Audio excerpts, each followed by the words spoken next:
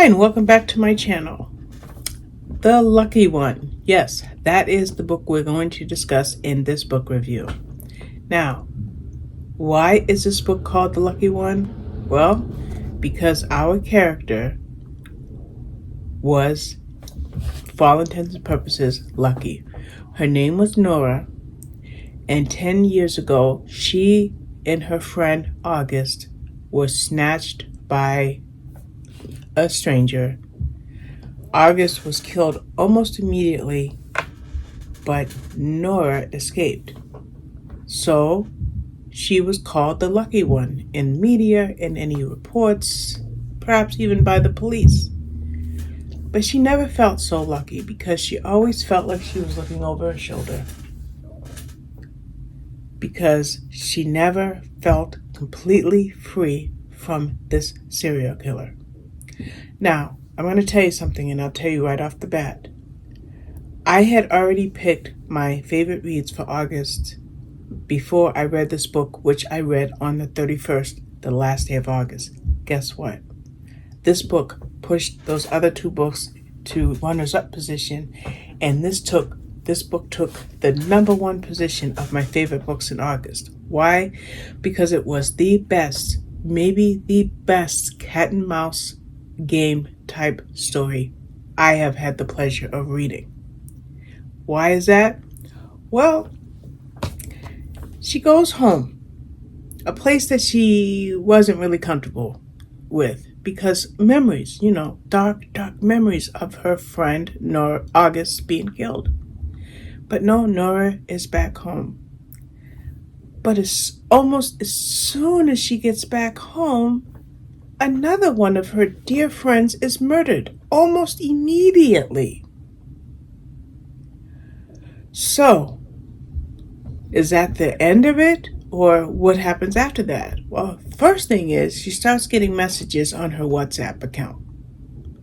And the serial killer that she escaped from 10 years previously, his name was Hansel. So she wonders if perhaps Hansel is responsible for these WhatsApp messages. Now, Nora's no slouch because she has become an MMA fighter and trainer. Now, this doesn't really pertain to the storyline, so I'll mention it. She's an amateur MMA fighter because she didn't always want to be in the spotlight. The more popularity she would have in that sport, she felt the more she would appear on social media outlets. But becoming an MMA fighter and trainer has given her immense strength. Now, what made this book my number one book for August? Well, number one is how strong Nora was.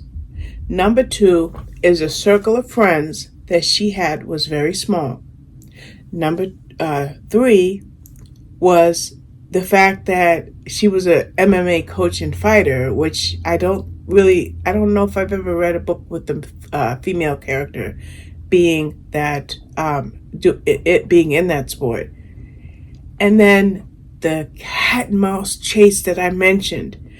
Everywhere you turn right. Turn left, turn right, turn left, turn right. It didn't matter. The intensity was crazy. Now, I read this book on a Tuesday or Wednesday, and I think it was a Tuesday, and there's a show that I watch, okay? Whatever day of the week it was. And so at 8 o'clock, I wanted to shut the tablet down and go watch my show. That didn't happen. What happened? I sat here in this chair working on my diamond painting, listening to this book on Kindle text-to-speech, and I could not move any further from this spot until I got to the very end. Why? The action never stopped, okay? And the doubt, okay? And the mystery. And we're going to talk about the mystery for a second. Remember I said that one of her dear friends died as soon as she went back to her hometown. But it wasn't just her dear friend that died. It was her dad.